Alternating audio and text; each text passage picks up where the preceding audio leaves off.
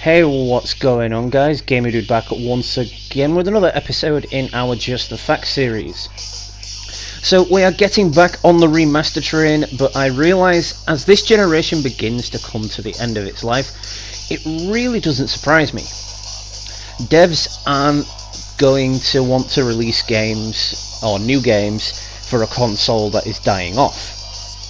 They are going to want to work on newer games for the newer generation. So it stands to reason that remasters will be more and more popular as the PS4 and Xbox One near the end of their lives.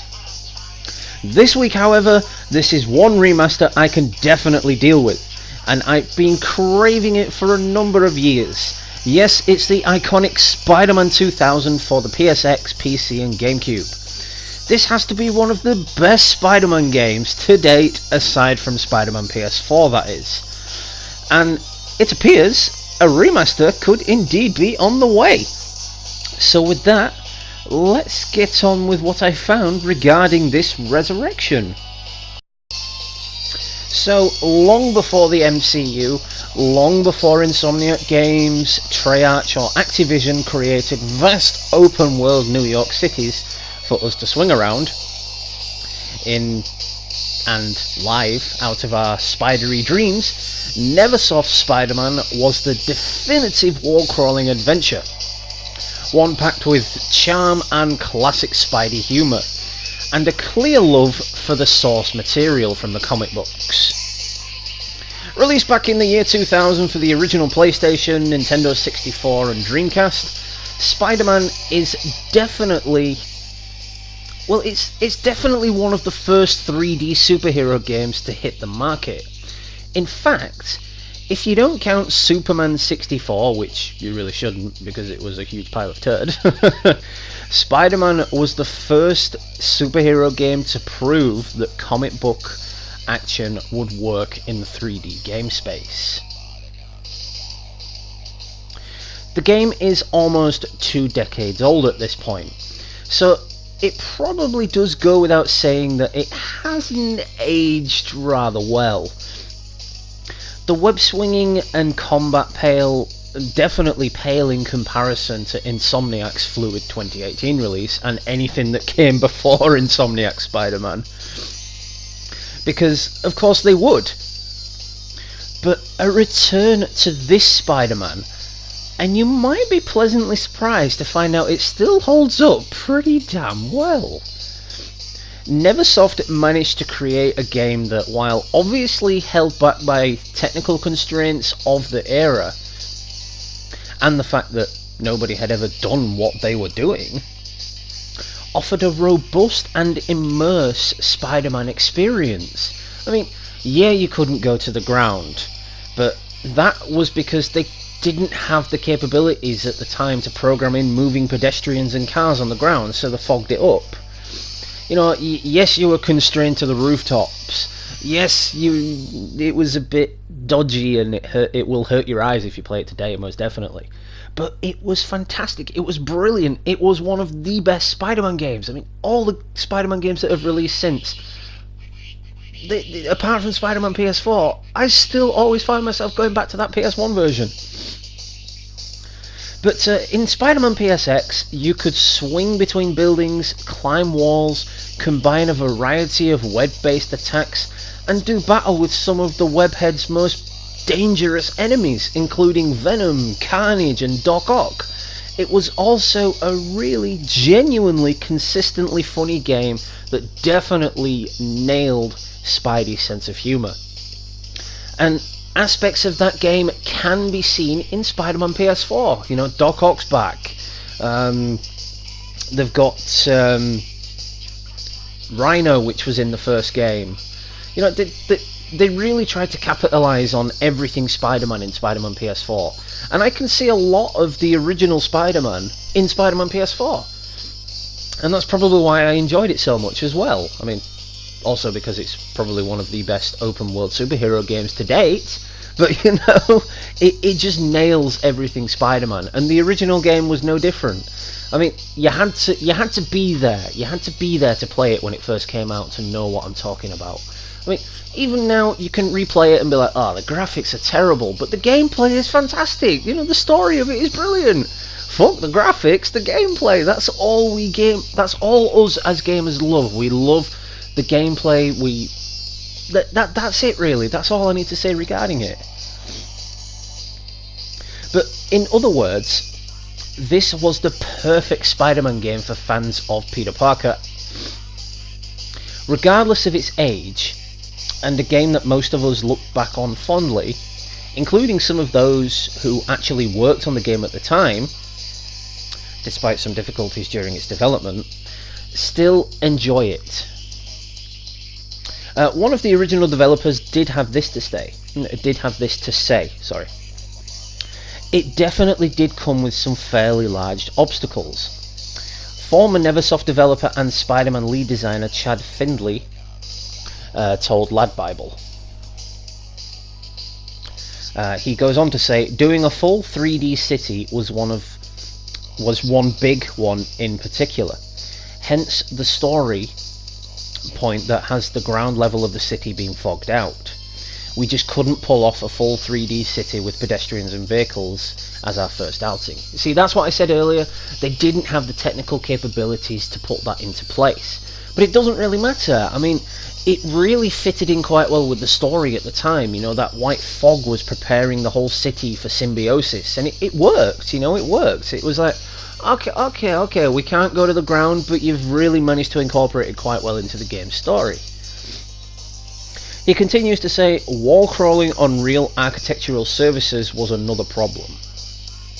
We got a good pass at wall crawling done and thought, great.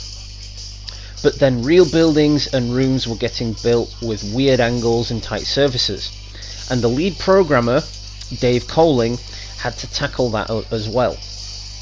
Fortunately, he was a super smart dude and developed a secondary, smaller surface wall crawling mode that allowed us to keep moving forward. Regardless of these problems, we know the team at Neversoft were ultimately able to overcome them and release a game that was well received by critics and gamers alike. Findley himself is an absolutely incredible Spidey fan. He's got memorials to Spider-Man in his apartment. You know, his apartment is just Spidey. You know, his wallpaper is Spidey, his bedding is Spidey, his statues are Spidey, his PlayStation is Spidey. He is just the biggest Spidey fan and the biggest Spidey nerd I have ever seen. You know, looking into all this, I was like, wow, I thought I was a Spidey nerd.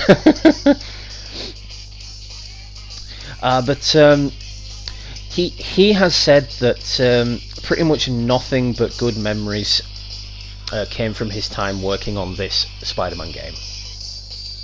You know, this was before like super high costs, microtransactions, and razor-thin margins of the big projects today.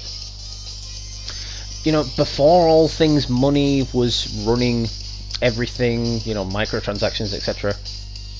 It was exactly what one would hope for. You know, it was just fantastic, you know. I mean, even though Spider-Man PS4, everything for the game was free, minus the DLCs, it's that playability that we all love, you know, the fact that everything's free, it comes with the game. So he says again, especially for a comic book nerd like myself, I was a Spidey fan in particular. I got to include most of the characters we wanted, we got to add our own what-if mode for tons of other cameos, and a direct voice link from Stan Lee himself. And that is true, the game opens up with Stan Lee. It starts with, welcome true believers and newcomers alike, Spider-Man co-creator Stan Lee here, and he goes on to talk about the game and whatnot. And it was a fantastic opening, it was absolutely brilliant. Just like the cameo for Stan Lee in Spider-Man PS4, which was unfortunately one of his last ever cameos before he sadly passed away. But given that Findley clearly had such a great time working on Spider-Man, and given the fact that I genuinely count this particular game among my favourite titles to this day, I can't help but ask, in spite of the numerous reasons it could probably never, or probably doubtfully happen.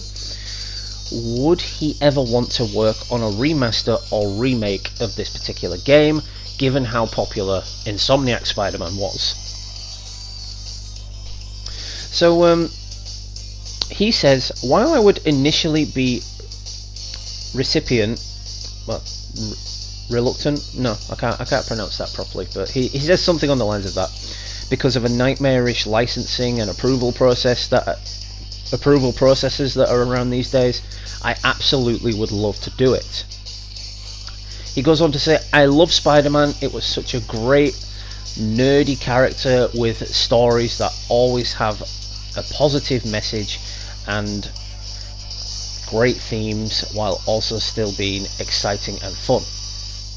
Stuff that we need these days in games.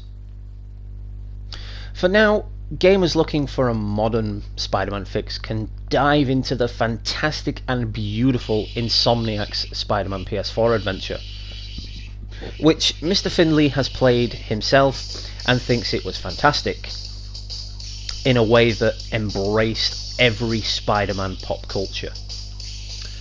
And, you know, I'm inclined to agree. As I said earlier, I gave Marvel Spider-Man a great review when it launched, calling it one of the best Spider-Man games of the decade, and possibly the best superhero game to date.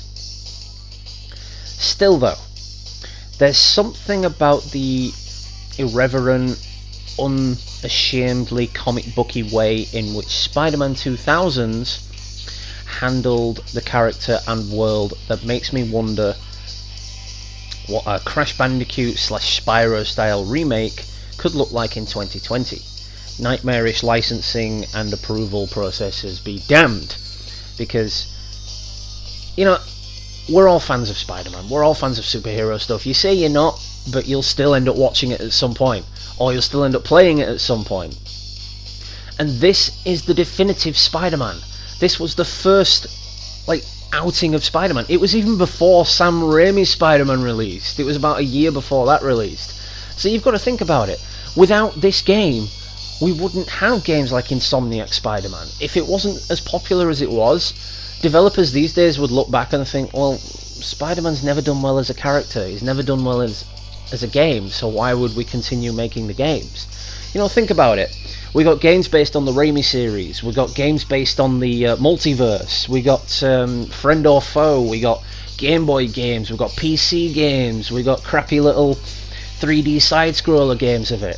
It was an incredibly popular game series, and without Spider-Man PSX, it wouldn't have been. But let me know in the comments what you guys think. Do you think it's worthy of a remaster? Do you think the game should stay dead, it should stay nostalgic? Or do you think it is well deserved?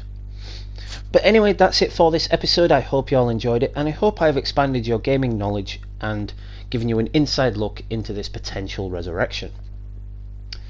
So, of course, we're going to be taking Sundays off, as well as our usual Tuesdays, just until we get The Walking Dead replaced. Probably won't get that replaced until Christmas now, unfortunately.